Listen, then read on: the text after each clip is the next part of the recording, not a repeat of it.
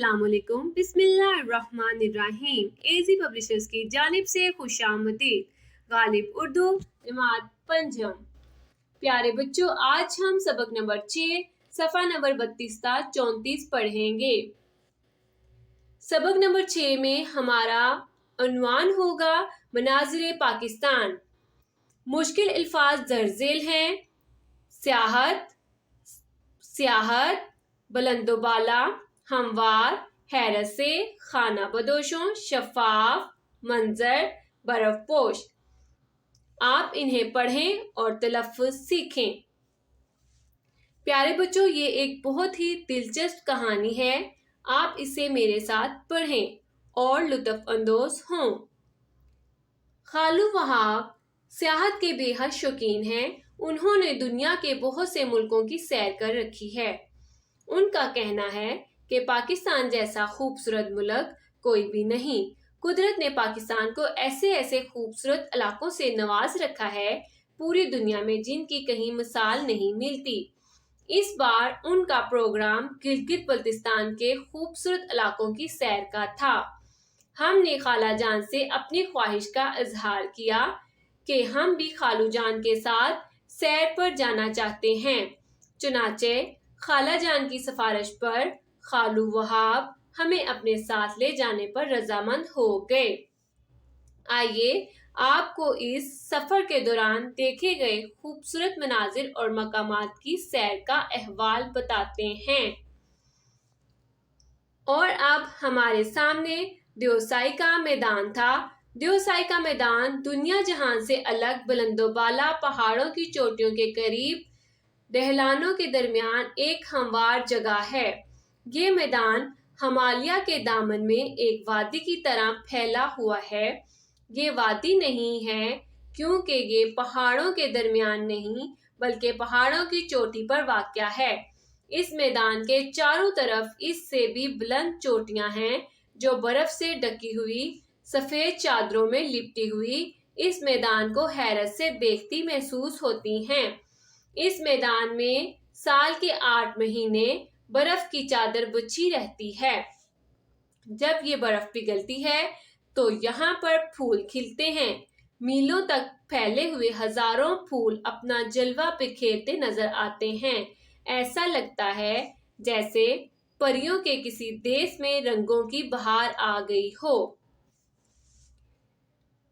یہ جگہ تقریباً 3000 مربع کلومیٹر پر محیط ہے جو کہیں بھی 4000 میٹر سے کم بلند نہیں۔ خالو وہاب بتانے لگے، یہ قدیم زمانے سے کشمیر سے ہجرت کر کے آنے والے خانہ بدوشوں کی گزرگاہ رہی ہے۔ اپنی خاموش فضا اور دیو ملائی حسن کی وجہ سے وہ لوگ اسے ہیبت ناک سمجھتے تھے اور اگر انسان یہاں اکیلا ہو تو یہ ہے بھی ہیبت ناک۔ انہوں نے ادھر ادھر دیکھتے ہوئے کہا، ہم جب دیوسائی کا ارادہ کر کے گھر سے نکلے تھے تو سب نے یہی بتایا تھا کہ یہ میدان بہت خوبصورت ہے، لیکن اس وقت ہم اس کی خوبصورتی کا اس قدر اندازہ نہیں کر سکتے تھے۔ اب جو نظر اٹھا کر دیکھا تو دور دور تک پھیلے ہوئے میدان میں جگہ جگہ موتی جیسے شفاف پانی کے نالے بہہ رہے تھے۔ ان پانیوں میں سنہری ٹراؤٹ مچھلیاں تیرتی رہتی ہیں۔ پورے منظر کے پیچھے کسی جنیاتی تصویر کی طرح اونچا برف پوش پہاڑ اور اس پہاڑ کی چوٹی سے لپٹے ہوئے روئی کے گالوں جیسے بادل کسی خواب کی طرح لگتے تھے۔ یہی بادل جب دیوسائی کے میدان کا رخ کرتے ہیں تو ایسا لگتا ہے جیسے آپ ہاتھ اونچا کر کے انہیں چھو لیں گے۔ اور یہ جگہ قدرت کا ایک ایسا شاہکار ہے جس کی کوئی اور مثال آپ کو پوری دنیا میں نظر نہیں آئے گی۔ خالو وہاب نے چاروں طرف نظر دوڑائی۔ میں نے دنیا کے تقریباً سارے ممالک کی سیر کی ہے، لیکن جو حسن اور خوبصورتی مجھے پاکستان میں دکھائی دی وہ کہیں اور نہیں ملتی۔ خالو جیسے کہیں کھو سے گئے۔ اور یہ حقیقت بھی ہے، پاکستان میں ہر طرح کا قدرتی حسن ملتا ہے۔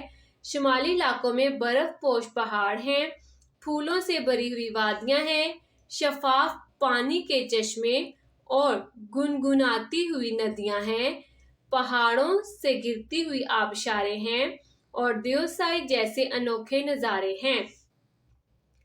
بلوچستان کی طرف نکلیں تو حد نظر تک پھیلے ہوئے صحرا ہیں، خوبانیوں سے لدے ہوئے باغات ہیں اور پہاڑوں کی ڈھلانوں پر لہلاتے دکھائی دیتے ہیں۔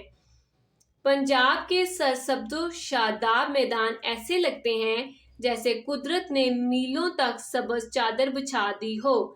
سندھ کے ساحل جہاں سمندر کی لہریں چٹانوں سے ٹکراتی ہیں اور پھر گوادر کی بندرگاہ جو اب دنیا کی خوبصورت ترین بندرگاہوں میں شمار ہونے لگی ہے۔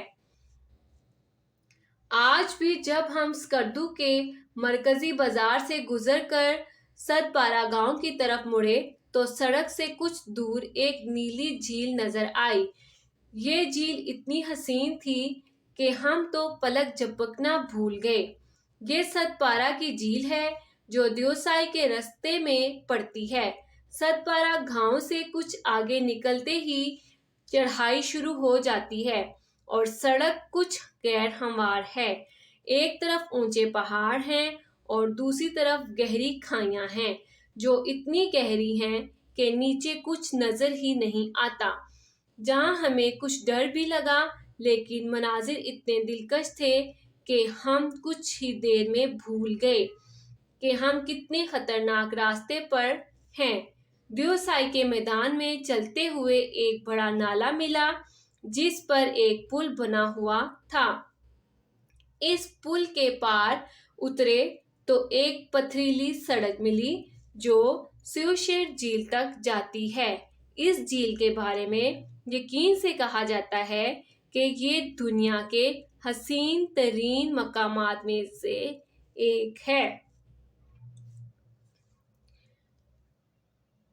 پاکستان میں جھیل سیف الملوک اپنے حسن اور دلکشی کی وجہ سے بہت مشہور ہے۔ یہ جھیل وادی کاغان کے قریب ہے۔ اس کے علاوہ وادی ہنزا میں عطا آباد جھیل اپنی خوبصورتی کی وجہ سے بہت مشہور ہو چکی ہے۔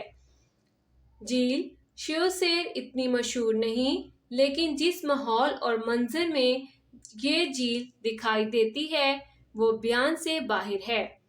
چاروں طرف آسمان کو چھوتے ہوئے سرب فلک پہاڑوں کے درمیان پھولوں سے بھرے ہوئے میدان میں یہ نیلی جھیل قدرت کے حسن و جمال کا منہ بولتا ثبوت ہے۔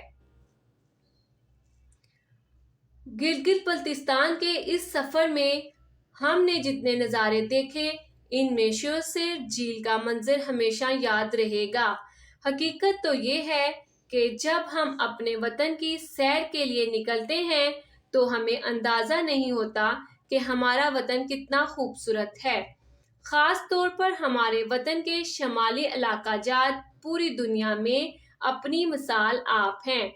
اسلام آباد سے نکلتے ہی آپ کے سامنے پہاڑوں، وادیوں، چشموں، دریاؤں اور جھیلوں کا ایک نہ ختم ہونے والا سلسلہ شروع ہو جاتا ہے۔ پرانے زمانے میں ان علاقوں کے پہاڑی راستے بہت مشکل اور خطرناک ہوتے تھے لیکن وقت گزرنے کے ساتھ ساتھ یہاں عالمی معیار کی سڑکیں اور شاہراہیں تعمیر ہو چکی ہیں اور اب دیوسائی جیسے مقامات تک پہنچنا اتنا مشکل نہیں رہا۔ پیارے بچوں، قدرت نے پاکستان کو نہایت خوبصورت اور دلکش مقامات سے نواز رکھا ہے۔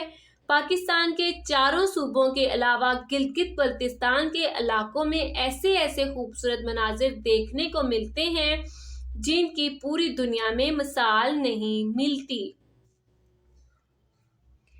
پیارے بچوں، ویڈیو دیکھنے کا بہت بہت شکریہ۔